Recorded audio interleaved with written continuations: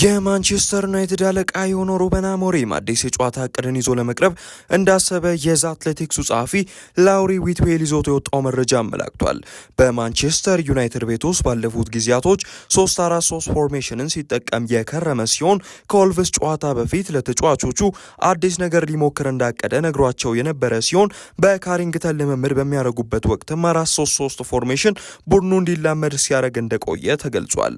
ቡድኑ ከቀናት በኋላ ወሳኝ የሚላቸውን ብራያን ምቤሞና አማድ ዲያሎንና ኖሴር ማዝራዊን ወደ ሞሮኮ የአፍሪካ ዋንጫ የሚልክ ሲሆን ይህም ምናልባት ለአሰልጣኙ የጨዋታ እቅድን መቀየር ምክንያት እንደሆናቸው መረጃዎች ያሳያሉ።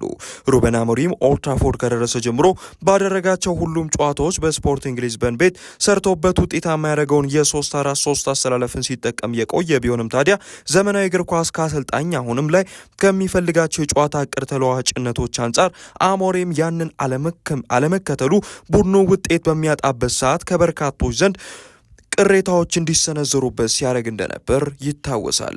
የ41 ዓመቱ የመሃል ተከላካይ ቲያጎ ሲልቫ ከፍሉሚኔንሴ ጋር ለመለያየት መቃረቡ ተሰምቷል።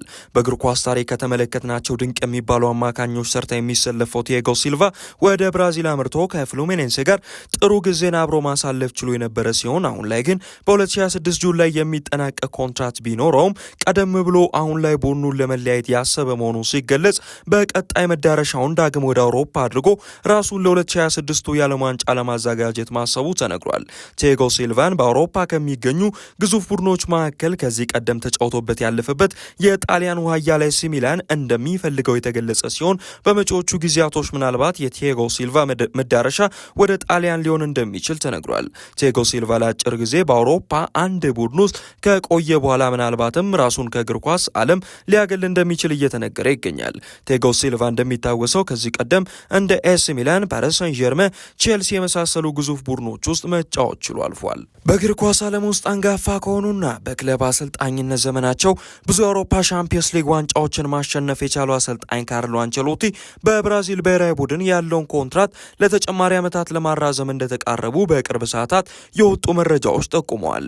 ከሪያል ማድሪድ አሰልጣኝነት ዙፋናቸው ከለቀቁ በኋላ በቀጥታ የብራዚል ብሔራዊ ቡድንን በአሰልጣኝነት የያዙት ዶን ካርሎ የቄንጠኛ እግር ኳስ ፈጣሪዎቹን በ2026 የዓለም ዋንጫ ላይ በውድድሩ ራቅ ያለ ጉዞ እንዲጓዙ የማድረግ ኃላፊነት ሊጣልባቸውም ችሏል። አሁን ላይ የሚያራዝሙት ኮንትራት እስከ 2030 ድረስ በሳምባ ዳንሰኞቹ ቤት የሚያቆያቸው ሲሆን በዓለም ዋንጫው የሚያስመዘግቡት ውጤት በብሔራዊ ቡድኑ ያላቸውን ቆይታ እንደማይወስንም መረጃዎች ያሳያሉ።